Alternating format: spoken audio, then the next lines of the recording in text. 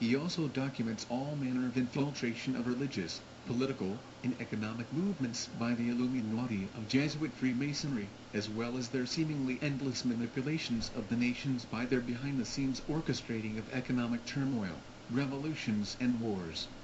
In 1988, in apparent confirmation of this, a former high-ranking military officer by the name of F.P. Farrell, Lieutenant Colonel retired, USAF, released a disturbing report to several patriot organizations which alleged this very thing.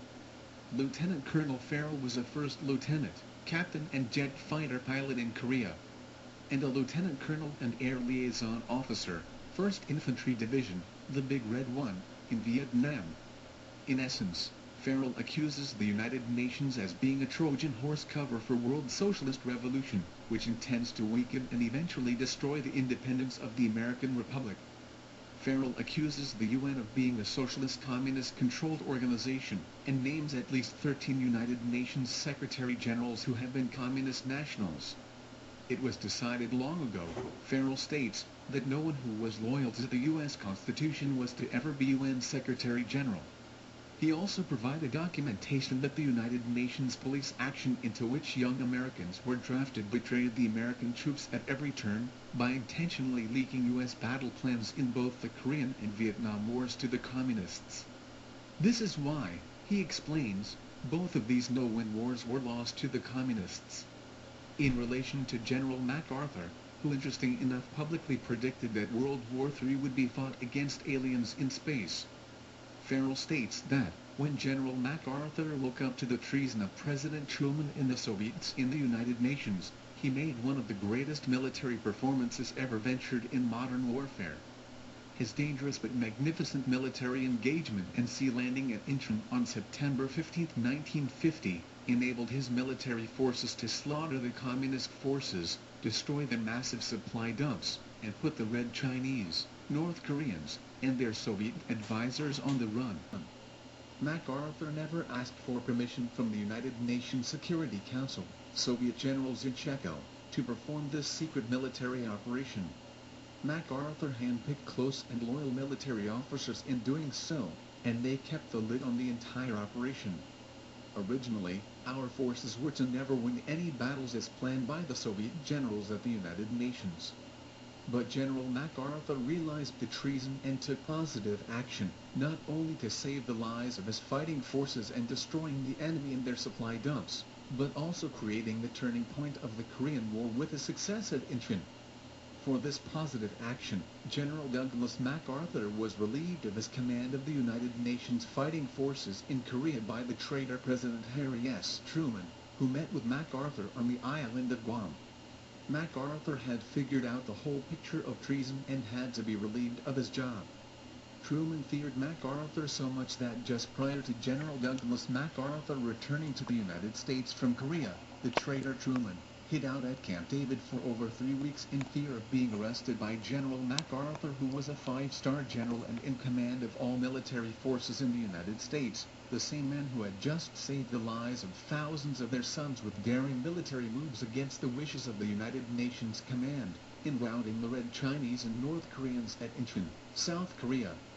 Now you know the real truth as to what really happened behind the scenes during the Korean conflict between the traitor Truman and General Douglas MacArthur, the real hero. Robert W. Lee, in his book entitled The United Nations Today, CPA Books, 33836 Southeast Kelso Road, Number 6, Post Office Box 596, Boring, Oregon, 97099, states on pages 20 and 21, General MacArthur was worried by a series of directives from Washington, Truman, which were greatly decreasing the potential of my Air Force. First, I was forbidden hot pursuit of enemy planes that attacked our own. Manchuria and Siberia were sanctuaries of inviolate protection for all enemy forces and for all enemy purposes, no matter what depredations or assaults might come from there. Then I was denied the right, by Soviet general in the United Nations, to bomb the hydroelectric plants along the Yalu River. The order was broadened to include every plant in North Korea which was capable of furnishing electric power to Manchuria and Siberia.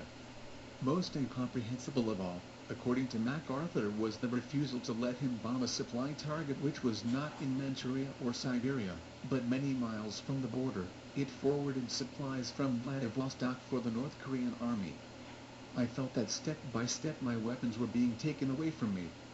This is exactly the same type of treason that occurred against our military forces in Vietnam. But Vietnam was far more vile and dirty in the length or time that our soldiers were betrayed. MacArthur continues on page 21, that there was some leak in intelligence was evident to everyone. Brigadier General Walton Walker continually complained to me that his operations were known to the enemy in advance through sources in Washington. Information must have been relayed to them, assuring that the Yalu River bridges would continue to enjoy sanctuary and that their bases would be left intact. General MacArthur then referred on page 21 to an official leaflet published in Red China by Chinese General Lin Piao. I would never have made the attack and risked men and military reputation if I had not been assured that Washington, Truman, and U.S. Congress would restrain General MacArthur from taking adequate retaliatory measures against my lines of supply and communication. J. Reuben Clark, Jr., former Undersecretary of State and Ambassador to Mexico, who was widely recognized as one of the nation's foremost international lawyers, stated on page 27 of the book entitled, The United Nations Today, not only does the Charter Organization not prevent future wars, but it makes it practically certain that we shall have future wars, and as such wars it takes from us, the United States, the power to declare them, to choose the side on which we shall fight, to determine what forces and military equipment we shall use in the war, and to control and command our sons who do the fighting. In fact, a Soviet general in the United Nations still writes the plans for employment of United States troops all over the world, even in the Persian Gulf today. Former President John F. Kennedy also felt the wrath of the United Nations Charter that Truman and the U.S. Congress signed during the Bay of Pigs invasion of Cuba against the communist Castro. The Soviets in the United Nations would not allow Kennedy to directly use the United States military forces available in destroying Castro. The Soviets stated that in using United States military forces at the Bay of Pigs without the approval of the Soviets in the United Nations would be a violation of the United Nations Charter that the United States had signed and had to abide with. By now you should have come to realize why there were so many restrictions on our soldiers during combat in Korea or Vietnam, and why we were not allowed to win, not allowed to bomb certain targets. The Vietnam War was also allowed to continue to weaken the resistance of the people in the United States against any type of war or fight against communism. To accept anything would be better in the minds of the masses than to accept war and having their sons killed, even if it meant the merging of our entire government with that of the Soviet Union. Other evidence which tends to confirm this Masonic Jesuit connection, as exposed by Dr. John Coleman and others, comes from an essay titled, The Twin Pincers, Masonry and Catholicism, written understandably anonymously. The manuscript stated, 1.